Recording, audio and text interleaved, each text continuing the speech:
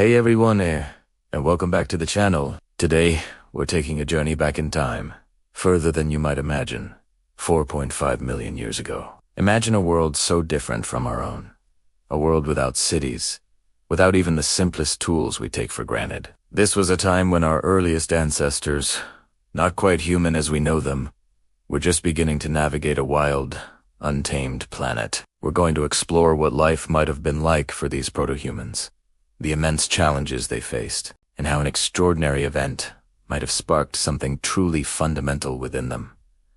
The origins of courage. Now when I say 4.5 million years ago, we're talking about the Pliocene. The climate was generally warmer and wetter than today, but still dynamic, with shifting landscapes. Africa, the cradle of humanity, was a mosaic of dense forests and emerging savannas. Our ancestors, like Asterisk, Australopithecus, Amensis, Asterisk, or later, Argipithecus, Rumidos, were likely spending their days in these varied environments.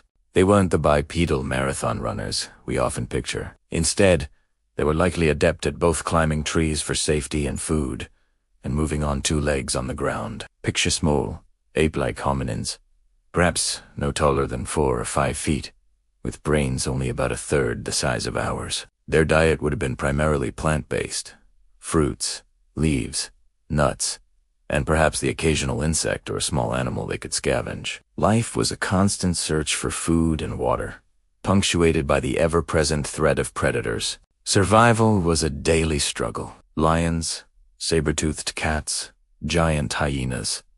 These were the apex predators of their time, and our small, relatively defenseless ancestors were very much on the menu. Every rustle in the grass, every shadow in the trees, could signal danger. They lived in small, cohesive groups, relying on each other for protection and shared resources. Communication would have been rudimentary, a mix of gestures, vocalizations, and facial expressions, far from the complex language we use today. There were no designated shelters, no fires for warmth or cooking. They slept in trees or in makeshift nests, always vulnerable to the elements and lurking threats. Their senses would have been incredibly sharp: sight, hearing, smell, constantly scanning their surroundings for both opportunity and peril. So, how did courage even begin to form in such a precarious existence? Well, it wasn't about heroic acts, as we understand them. It was about raw, primal survival. It was about an individual,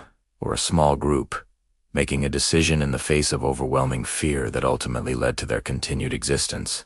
Maybe it was an ancestor daring to venture a little further from the group to find water during a drought, or standing their ground against a smaller predator to protect their young. These weren't conscious decisions of bravery, but instinctive drives honed by natural selection. Those who exhibited a tiny flicker of what we now call courage, a willingness to face a threat rather than flee, immediately in all circumstances, were more likely to survive and pass on those advantageous traits. Now, let's introduce a truly cataclysmic event.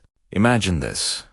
One ordinary day, millions of years ago, a distant ancestor is going about their daily routine. Perhaps they're foraging for berries, or cautiously making their way to a watering hole. The sky above them, usually a canvas of blue or gathering storm clouds, suddenly begins to change. Not just a distant storm, but something far more terrifying. A fire sky. What could this have been? A massive volcanic eruption, perhaps something on the scale of a supervolcano,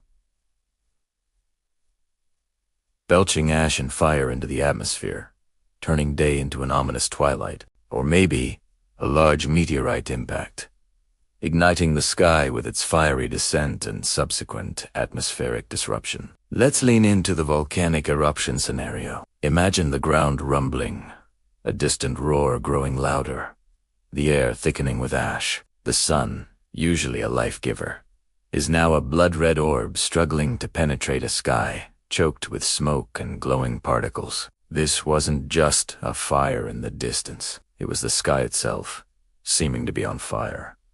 Panic would have been absolute. Animals fleeing in every direction, the world as they knew it turning upside down. For our early ancestor, this would have been an experience beyond comprehension. There's no prior experience to draw upon, no instinct that fully prepares them for a phenomenon of this magnitude. Every fiber of their being would have screamed to run, to hide, to simply cease to exist in the face of such overwhelming power. But what if, amidst this chaos, one individual did something different? Not necessarily a heroic charge into the unknown, but perhaps a moment of freezing, of observation, of processing. Perhaps this individual, let's call her Anya, sees her group scattering, her offspring in danger. In that moment of profound terror, an extraordinary choice is made. Instead of joining the blind panic, Anya, driven by an instinct to protect, or perhaps just a desperate curiosity born of being utterly overwhelmed, doesn't immediately flee. She pauses,